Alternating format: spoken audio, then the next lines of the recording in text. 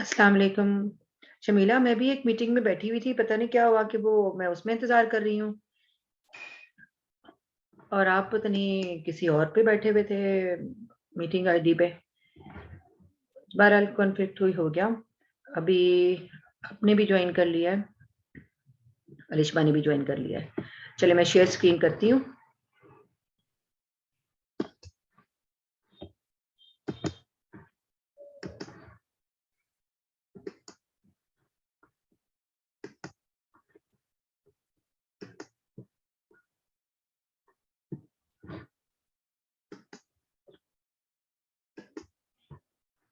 अस्सलाम वालेकुम मैम।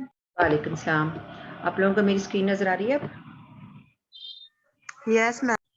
ठीक है, ठीक है। देखिए हम आज करेंगे वो है paired observation, dependent samples. Independent samples वो थे जिसमें एक पॉपुलेशन से दो डिफरेंट सैंपल्स ले लिए हैं या दो डिफरेंट पॉपुलेशन से दो सैंपल्स ले लिए हैं। अज्यूम कर रहे हैं कि दोनों के वेरिएंसेस इक्वल हों, तो हमने टी डिस्ट्रीब्यूशन में एसपी वाला फॉर्मूला लगाया। अगर दोनों पॉपुलेशन से जो सैंपल लिए हैं, दो सैंपल्स, उन दोनों के वेरिएंसेस, पॉपुलेशन वेरिएंसेस अगर इक्वल नहीं है, तो उसके लिए टी स्टैटिस्टिक हमने फाइंड किया टी डैश के नाम से। आज जो हम करने जा रहे हैं उसमें भी एक ही पॉपुलेशन से दो सैंपल्स लिए हैं, लेकिन जो सैम्पलिंग ऑब्जेक्ट्स हैं वो सेम है। सैम्पलिंग ऑब्जेक्ट्स सेम है। जैसे अगर मैं कहूं कि आप अलिशबा और शमीला, आप दोनों को मैंने ये लेक्चर दिया और देने से पहले आपका टेस्ट लिया एक, और फिर लेक्चर देने के बाद दोबारा टेस्ट लिया। ठीक है, तो लेक्चर से रिलेवेंट ही टेस्ट था, लेकिन जब मैंने आपका पहले टेस्ट लिया तो आपके 0 या 1-2 नंबर आए। जब आपका लेक्चर देने के बाद दोबारा टेस्ट लिया तो आपके 5/5 आ गए। तो इसका मतलब है आप लोग सैम्पलिंग ऑब्जेक्ट से पहले भी आप लोगों का सैंपल लिया मैंने पूरे 4th ईयर की क्लास में से, और आपसे टेस्ट ले लिया, और फिर एक ट्रीटमेंट अप्लाई किया। वो in terms of any coaching भी हो सकता है, वो in terms of any treatment of any disease भी हो सकता है, वो कोई आप पे कोई ऑपरेशन भी अप्लाई हो सकता है, यानी कुछ भी ऐसा अप्लाई हो जिसके बाद आपकी जो रिजल्ट्स हैं उसमें फर्क आए, और वो फर्क रेलिवेंट आपको अगर कोचिंग मिली होगी, रेलिवेंट अगर ट्रीटमेंट अप्लाई होगा तो ही फर्क पड़ेगा, और सैम्पलिंग ऑब्जेक्ट्स जो है वो सेम हो। ये नहीं कि आज मैंने अलिशबा और शमीला से टेस्ट ले लिया, कोचिंग कराने के बाद मैंने हबीबा और सुमैया से टेस्ट ले लिया, तो सैम्पलिंग ऑब्जेक्ट्स तो चेंज हो गए ना। ऐसा नहीं होगा। इसका मतलब है अब ऐसे सैंपल्स होंगे जिसमें ट्रीटमेंट अप्लाई करने से पहले और बाद में जो लोग हैं, जो किताबें हैं, जो बुक्स हैं, जो चेयर्स हैं, जो वेजिटेबल्स हैं, या कोई जो भी हमारी क्रॉप है, जिससे भी हम डेटा ले रहे हैं, वो चीज़, वो इंसान, वो पीसेस ऑफ वर्क वो सेम होंगे। ठीक है, इनको कहते हैं sampling units. Sampling units same होंगे और उनसे हमने 2 बार रीडिंग लेनी है। जैसे अब आप देखिए इस वक्त बुक का ये पेज खुला हुआ है, ये तो क्वेश्चंस आपने कर लिए हैं, है ना, ग्रुप ई और सी, ये वाले questions, first group, second group. ये देखिए अगले पेज पे ये आया है आपके सामने, बिफोर एंड आफ्टर, यानी पर्सन सेम है। पर्सन नंबर 1, ये नाम भी लिखे जा सकते थे, रोल नंबर भी लिखे जा सकते हैं, उनको नंबरिंग दे दिया है 1 2 3 4। ये 4 जो है आपके पास ऐसे यूनिट्स हैं जो कि, यानी ऐसे पर्सन हैं जो सेम है। ठीक है, ये 1 नंबर, ये 2 नंबर। अब पहले भी आप इनसे रीडिंग ली है और फिर बाद में भी इन्हीं से रीडिंग ली है, और दरमियान में क्या काम किया है, वो कुछ अप्लाई किया होगा ट्रीटमेंट। तो बिफोर वाली रीडिंग को हम कहते हैं ये पहले रीडिंग ली है, फिर कुछ ट्रीटमेंट अप्लाई करने के बाद ये दूसरी रीडिंग ली। इनको हम पेयर्ड ऑब्जर्वेशंस भी कहते हैं, इनको हम डिपेंडेंट सैंपल्स भी कहते हैं। ठीक है, और आपने खुद भी इसको पहचानना है कि ये कौन सी चीज आपको दी हुई है, किस तरह का डेटा दिया हुआ है। अभी जैसे इन्होंने लिख दिया है वाज़ेह तौर पे यहाँ पर कि जो ऑब्जर्वेशंस हैं वो कौन सी हैं, पेयर्ड ऑब्जर्वेशंस हैं, लेकिन ये जरूरी नहीं है कि हर बार ये जो चीज जो है ना मेंशन भी की जाए, या डिपेंडेंट का जो वर्ड है वो भी लिखा जाए। अगला एक क्वेश्चन देखिए जिसमें डेटा ये क्लियरली नजर आ रहा है, शीप नंबर, यानी कि शीप्स का कोई डेटा है। जो एनिमल्स हैं वो सेम है, 8 शीप हैं, और 8 शीप को एक दिन उनको फूड ए दिया गया। ठीक है, उसकी मेजरमेंट्स दी हुई है, फिर यानी फूड की क्वालिटी चेंज की और फिर उनकी मेजरमेंट्स ले ली। ये वेट्स वगैरह कुछ ले लिया होगा कि फूड ए के खाने से उनका क्या वेट होता है, फूड बी के खाने से उनका क्या वेट होता है। तो ये जो 2 ऑब्जर्वेशंस ली हैं लेकिन सेम जो है वो शीप से ली हैं, तो इसलिए ये भी कौन सा सैंपल है, डिपेंडेंट सैंपल है, यानी सैंपल्स डिपेंडेंट होंगे, ठीक है। लेकिन जो सैंपल ड्रॉ करने का प्रोसीजर है वो इंडिपेंडेंट होगा। सैंपल रैंडमली सेलेक्ट होगा, इंडिपेंडेंट सैंपल्स होंगे, इंडिपेंडेंटली ड्रॉ किए जाएंगे, यानी कि शीप्स जो है ना सेलेक्ट की हैं, अगर 100 शीप में से 8 शीप सेलेक्ट की हैं तो ये रैंडमली और इंडिपेंडेंटली सेलेक्ट की हैं। ये नहीं कि एक सेलेक्ट किया तो उसके साथ वाली को भी सिलेक्ट कर लो, उसके साथ वाली को भी सिलेक्ट कर लो, उसके पीछे वाली को भी सिलेक्ट कर लो, उसके आगे वाली को भी सिलेक्ट कर लो, ये नहीं है। इंडिपेंडेंट सैंपल्स का मतलब है 100 में से कोई भी आपने दरमियान में से ले लिए हैं, तो इसको कहते हैं ये इंडिपेंडेंट सैंपल्स हैं आपके, इंडिपेंडेंट सैंपल्स। लेकिन डिपेंडेंट मैं क्यों कह रही हूँ, क्योंकि शीप नंबर 1 है और उसी शीप के ऊपर दोनों फूड्स जो है वो इस्तेमाल किए गए हैं, इसलिए हम कह रहे हैं कि ये दोनों जो सैंपल्स हैं आपके पास, जिनको हम नाम दे रहे हैं फूड ए और दूसरा नाम दे रहे हैं फूड बी, ये जो दोनों सैंपल्स हैं ये दोनों डिपेंडेंट सैंपल्स हैं, या हम इनको पेयर्ड भी कह सकते हैं, ठीक है। तो इस तरह से आपने ये डेटा कलेक्ट कर लिया और उसके बाद हम इस पे treatment apply T test apply करेंगे। लेकिन मैं पहले आपको थोड़ी सी और भी क्वेश्चन दिखा दूं जिसमें आपको पहचान जो है वो हो जाए। अगला देखें, स्टेशन नंबर। अब ये स्टेशन नंबर से भी आपको पता चल रहा हो कि वो सेम जगह है और उस सेम जगह से डिफरेंट टाइम्स में जो है वो डेटा ले लिया हुआ है। ये थोड़ा ये पेज का बुक का पेज जो है ना थोड़ा टेढ़ा है, जिसकी वजह से ये सही से वो नहीं हुआ, हाईलाइटेड भी सही नहीं हुआ, क्योंकि जो चीज मैंने सेलेक्ट की हुई है वो है स्टेट लाइन, ठीक है ना। अब चले मैं इस तरह से कर देती हूँ, ये आपकी स्टेट लाइन है, ये आपके स्टेशन है, 9 स्टेशन है। उन 9 स्टेशन से आपने 2 बार डेटा को जो है वो सिलेक्ट करना है, एक बार वैरायटी ए अप्लाई करके और एक बार वैरायटी बी अप्लाई 2 यूज करके। वैरायटी 1 और 2 जो है वो सेम स्टेशन पे, यानी कि आपके पास कोई जगह है जहां पर वो फसल लगा रहे हैं, तो फसल के जो बीज हैं वो या उसकी जो क्वालिटी है वो डिफरेंट होती है, बीज की क्वालिटी डिफरेंट होगी तो उनकी यील्ड्स भी डिफरेंट होंगी। ये जो आपको दी हुई है ना, ये यील्ड्स दी हुई है। अब ये यील्ड्स जो है वो डेफिनेटली डिपेंड किस पे करती हैं, वो बीज की क्वालिटी पे, सॉइल की क्वालिटी पे और एनवायरनमेंट की क्वालिटी पे, ये सब चीजों की क्वालिटी पे आपकी जो डिपेंड करती है यील्ड।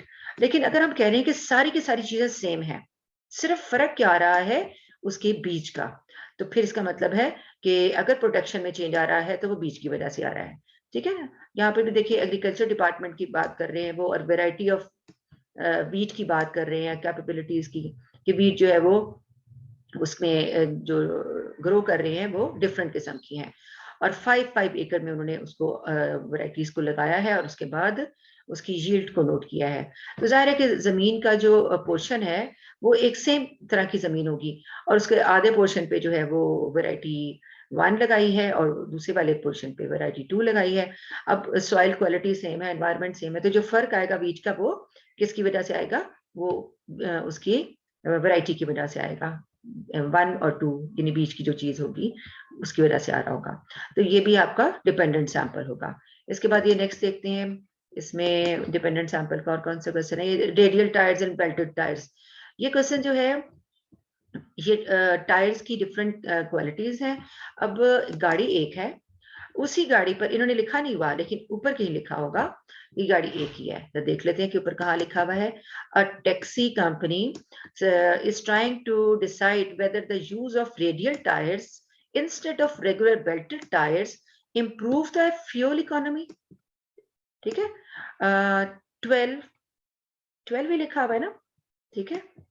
12 cars, इसका मतलब वो सेम है, are equipped with radial tires and driven over a prescribed equipped with नहीं sorry prescribed route, test route यानी कोर्स, यानी कि वो रूट जो है वो सेम होगा, उस रूट पे गाड़ी चलाई है और फिर उसके बाद ड्राइवर भी वही रखा है विदाउट चेंजिंग ड्राइवर, गाड़ी भी चेंज नहीं की, ड्राइवर भी चेंज नहीं किया, रूट भी चेंज नहीं किया।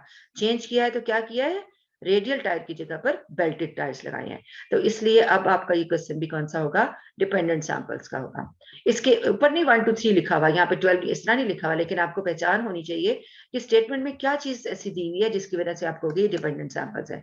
स्टेटमेंट उन्होंने ये दिया हुआ है कि ड्राइवर भी चेंज नहीं किए, ठीक है, और कार्स भी चेंज नहीं की, ठीक है, कार्स का भी सेम कार्स भी चेंज नहीं की, और जो रूट है वो भी चेंज नहीं किया, again over the test course, ठीक है।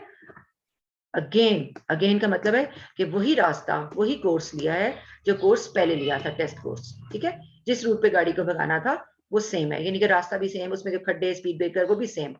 तो वो सब चीजें सेम होगी। तो फिर ये जो फर्क आएगा वो किसकी वजह से आएगा, वो रेडियल टायर्स और बेल्टेड टायर्स की वजह से आएगा। तो इसलिए ये दोनों भी जो डिपेंडेंट सैंपल का ही आपके पास ये क्वेश्चन है। उसके बाद अगला क्वेश्चन, इनमें से हम कोई क्वेश्चन सेलेक्ट कर लेते हैं अभी, ठीक है। अगला भी देखिए, इसमें लास्ट क्वेश्चन है, इसके बाद ये चैप्टर खत्म हो गया। Teacher instructed and machine instructed, ठीक है, और स्कोर्स दिए हुए हैं, ठीक। In the experiment on the effectiveness of teaching machine, a machine instructed group of students was compared with a teacher instructed group on the achievement test. The following scores were obtained. ठीक है, उन्होंने क्या कहा कि students को एक बार coaching दी human being यानी teacher ने खड़े होकर, और एक बार मशीन इंस्ट्रक्टेड का मतलब ये होता है कि उनको कंप्यूटर के थ्रू या किसी भी इंस्ट्रूमेंट के थ्रू या किसी रिकॉर्डिंग के थ्रू कोचिंग दी गई है, और उसके बाद उनके मार्क्स जो हैं वो नोट किए गए हैं, ठीक है। तो मार्क्स का जो जाहिर है कि फर्क आएगा, टीचिंग की वजह से आएगा या मशीन की वजह से आएगा। तो लेकिन स्टूडेंट सेम है, ठीक है। तो इससे ये होगा कि ये भी आपका डिपेंडेंट सैंपल की टेस्ट है। अब हम इसमें से चलिए रेडियल टायर्स वाला ही हम क्वेश्चन या एग्जांपल पहले देख लेते हैं, ठीक है। एग्जांपल देखते हैं इसकी, और इसको कहते हैं T test for dependent samples, जिसकी वजह से इसका जो टी है उसमें पहले हम डिफरेंसेस निकाल लेंगे। अच्छा ये देखिए, ये वाला है प्लांट नंबर एग्जाम्पल 8.12। अब इसमें देखिए प्लांट नंबर, आपको मेरी आवाज आ रही है बच्चों, अगर अपना अनम्यूट करके बताएं, समझ भी आ रही है? जी जी जी। ओके ओके, चलिए गर्ल्स ये देखिए 8.10 18.10, an experiment was performed with 7 hop plants।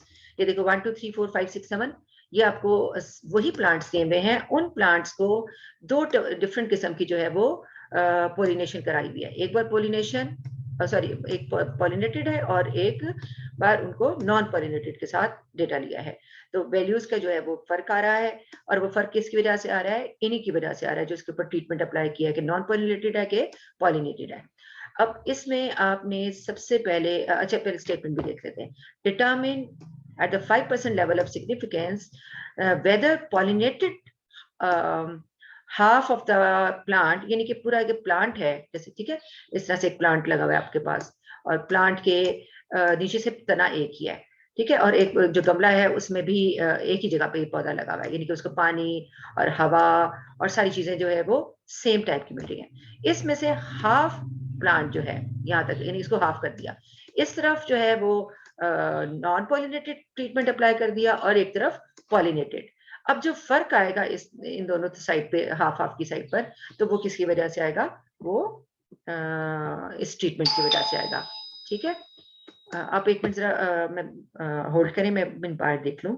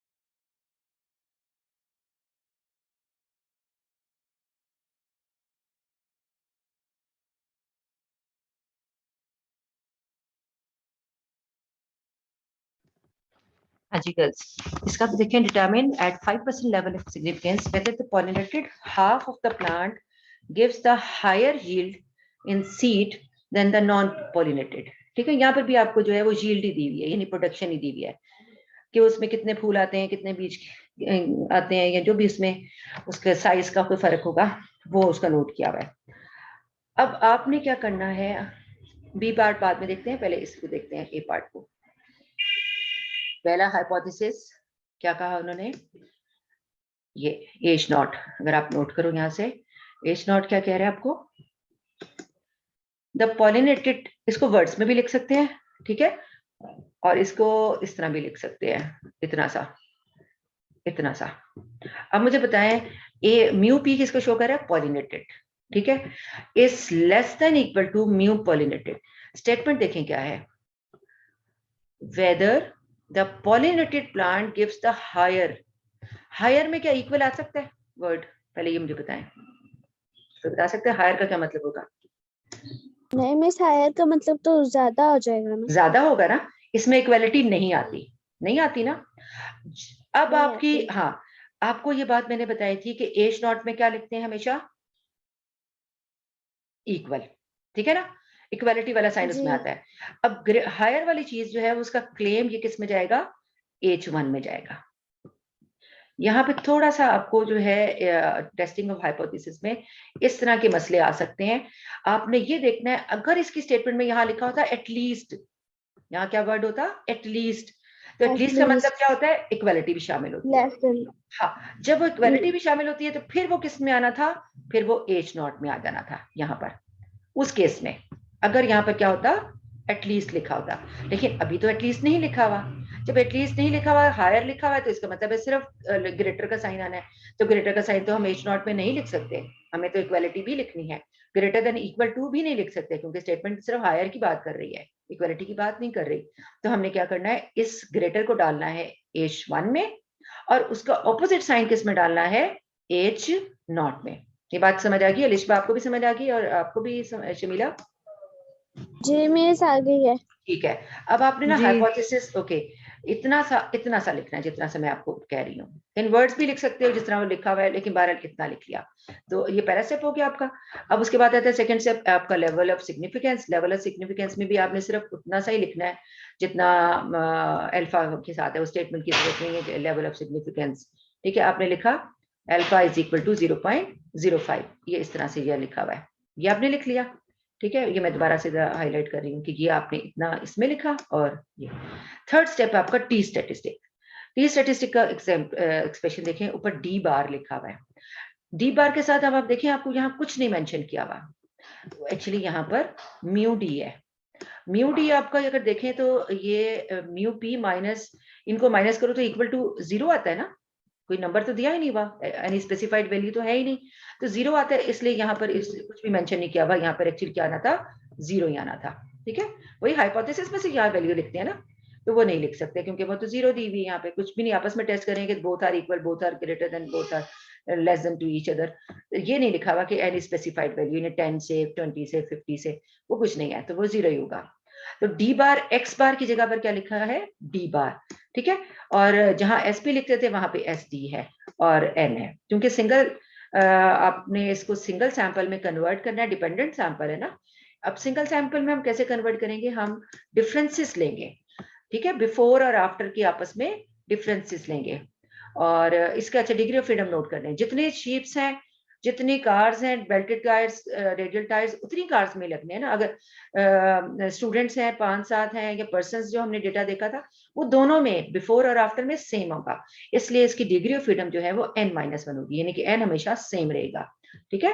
ये n-1, n1 प्लस n2 -2 बिल्कुल नहीं करना, इसकी वजह मैंने आपको बता दी, शीप, पर्सन, स्टूडेंट्स सेम रहे तो वो एक ही सैंपल कंसिडर होगा, एक ही n आएगा, n-1 डिग्री ऑफ फ्रीडम, ठीक है।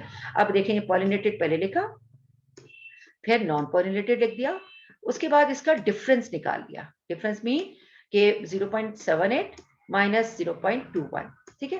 हो सकता है कोई वैल्यू बाद वाली बड़ी आ जाए, कोई नेगेटिव में भी आ जाए यहाँ पर, इसलिए कोई मसला नहीं है। तो लेकिन अभी बाई चांस पॉलिनेटेड के सारे रिजल्ट जो है वो ग्रेटर थे और नॉन पॉलिनेटेड के सारे रिजल्ट से वो लेस थे, तो कोई भी वैल्यू जो है वो आपकी नेगेटिव नहीं आई, सबकी सब पॉजिटिव आई है। ये आपने डिफरेंसेस निकाली है। डी स्क्वायर आपने किस लिए निकाला? जाहिर है आपने वेरिएंस निकालना है।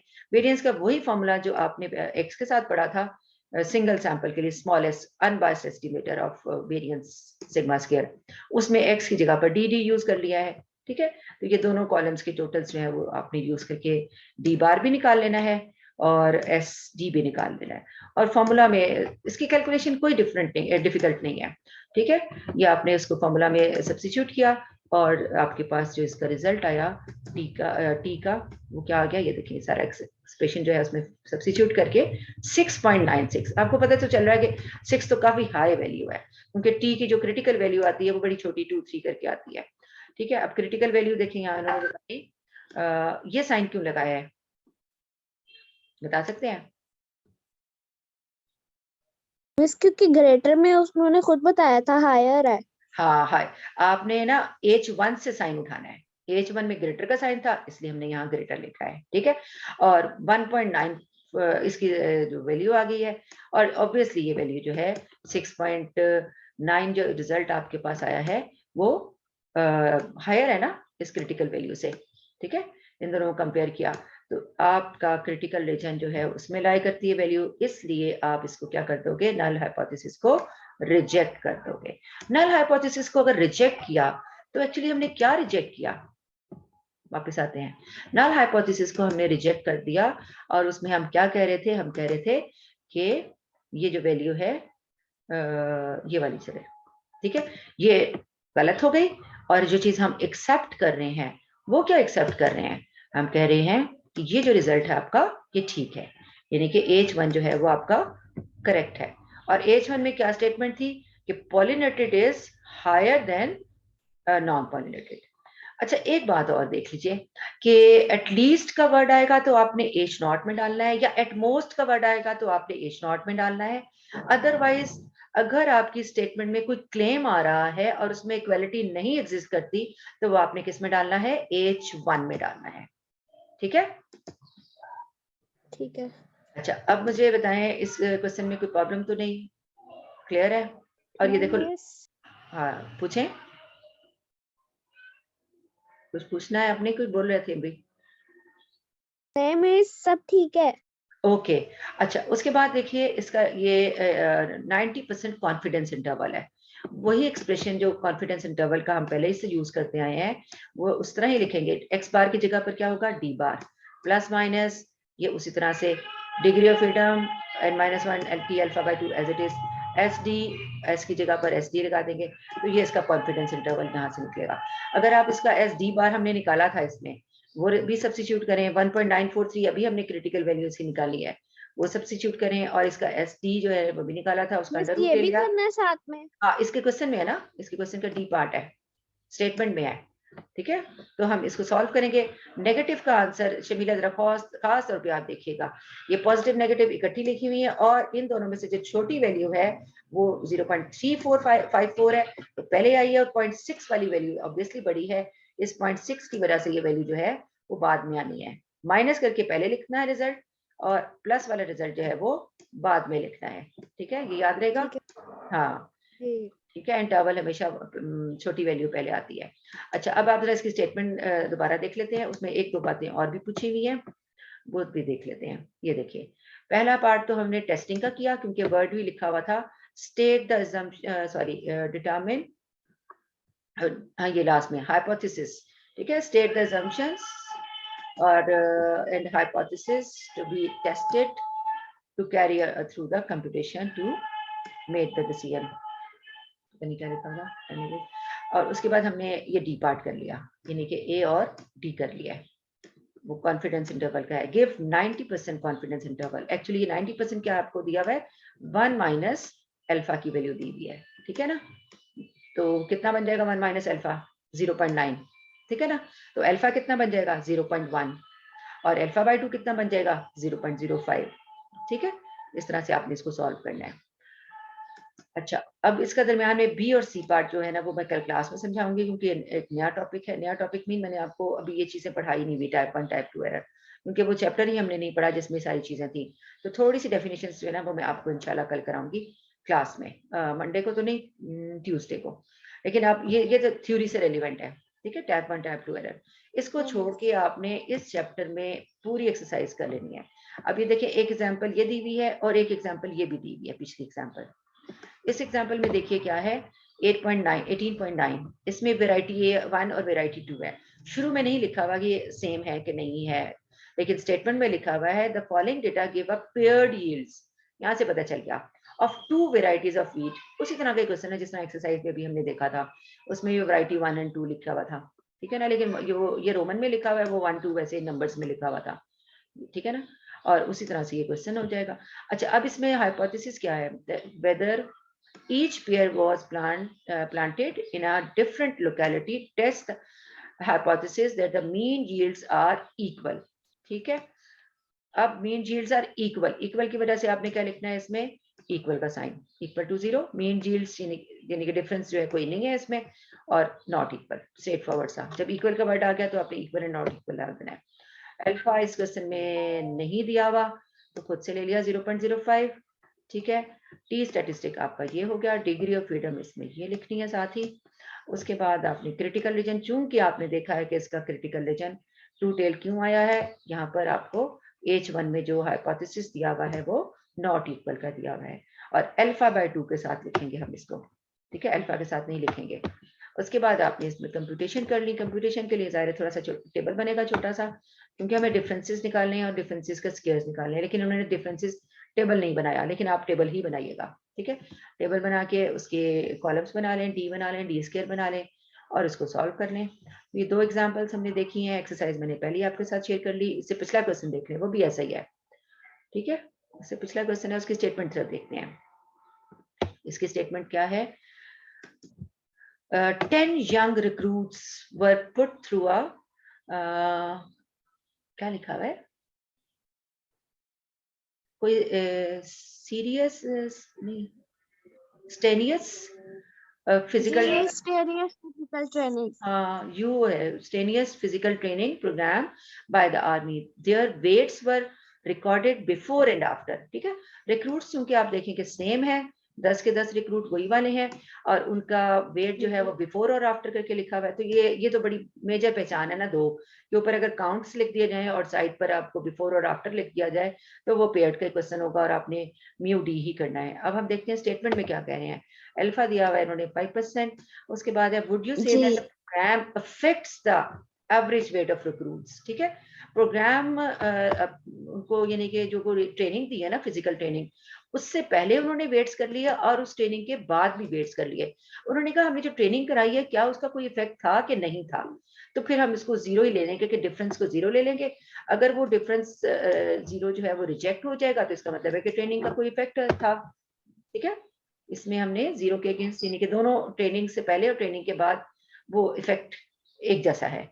हमने म्यू डी को 0 लेना है। जब भी बिफोर और आफ्टर का होगा ना, कोई न्यूमेरिक वैल्यू ना दी जाए आपको, तो आपने इसको खुद ही से 0 ले लेना, mu D is equal to 0, ठीक है। और यहाँ पर नॉट इक्वल टू है, और फिर उसके बाद टू टेल टेस्ट होगा, ठीक है। ये तो बड़ा उसी तरह भी हमने देखा था, ठीक। तो ये आपके 3 एग्जाम्पल्स हो गए यहाँ से, और एक्सरसाइज में भी आपने देखा कोई लगभग 7-8 सवाल तो थे ही, ऐसे ही है जी मिस। तो तकरीबन आप 5-6 6 और 3 ये 9 सवाल आपके पास हो गए इस पेयर्ड सैंपल, ठीक है गर्ल्स। तो अब आपने ये वाला होमवर्क करके तो मुझे जमा करा देना है। आप दोनों की अटेंडेंस में लगा रही हूँ, ठीक है। और कोई बात पूछनी है तो आप मुझसे अभी पूछ लीजिए। नहीं मिस, ठीक है। 5 क्वेश्चन एक्सरसाइज के 3 एग्जांपल्स। ओके, नहीं वो 1-2 क्वेश्चन हमने नहीं भी देखे ना, दरमियान में स्टेटमेंट वाले थे, उसके अंदर डेटा ना अंदर ही लिखा हुआ है, था कोई, दिखाऊं? होगा। उसमें ना एक्सरसाइज में दरमियान में करके क्वेश्चन से थोड़ा सा देखें। ये शीट नंबर है उस ये वाला 28 क्वेश्चन, इसके अंदर भी डेटा है, ये भी टी का ही होगा, ठीक है। स्टार्ट आपका हो रहा है यहाँ से 27 पहला क्वेश्चन है आपका, 27 का बी पार्ट। 28 भी यही है, 29 भी यही है, 30 भी यही है, 31, 32, ठीक है। ठीक है। हाँ, तो लिशबा आपने कुछ पूछना है बेटा? No ma'am. चले, ओके। मिस जी हमारे ना मंडे को लाइट चली जाती है, पता नहीं इस मंडे को जाएगी या नहीं, अगर चले गई तो फिर मैं क्लास नहीं लूंगी। 4 ठीक। बजे आती है। ओके, ठीक है। मैं काम का चेक करके आपको चेक करा दूंगी ग्रुप में। वो तो ठीक है, लेकिन हमने ना इसी की डिफिकल्टीज देखनी है, क्योंकि ट्यूसडे को आपका टेस्ट है। ट्यूसडे को ठीक टेस्ट है है, ट्यूसडे को टेस्ट है, वेडनेसडे को टेस्ट जी, है, ट्यूसडे को है। वेडनेसडे को है। क्या है? वेडनेसडे को है। पता नहीं, आपने डाला हुआ है, मैंने मुझे याद आ रहा था, मैंने कहा था आप लोगों को नो डिस्कस मैम, करना। ट्यूसडे फर्स्ट को टेस्ट तो था, हमारा ट्यूसडे को है ना। गैप है। जी, फर्स्ट वेडनेसडे को गैप था। अच्छा, फिर बताओ पहला टेस्ट कब है? ट्यूसडे ट्यूसडे को। को है टी ओके, डिस्ट्रीब्यूशन का। फिर यूं करते हैं, मंडे को अपनी प्रॉब्लम्स डिस्कस कर लेना मेरे साथ, ठीक है। ठीक है। यानी कोई भी ओके। क्वेश्चन अगर आपको नहीं समझ आ रहा यहाँ पर पूरी एक्सरसाइज में और पूरे टॉपिक्स में, पूरे थ्योरी में भी, यानी ये चैप्टर जो है समझे, आपने कुछ पूछना है कहीं भी से भी कुछ एक्सरसाइज, एग्जांपल, टॉपिक, तो वो आप मुझसे पूछ लेना मंडे को, ठीक है। ठीक है मिस। ओके, जी, ओके, अल्लाह हाफिज। अल्लाह हाफिज।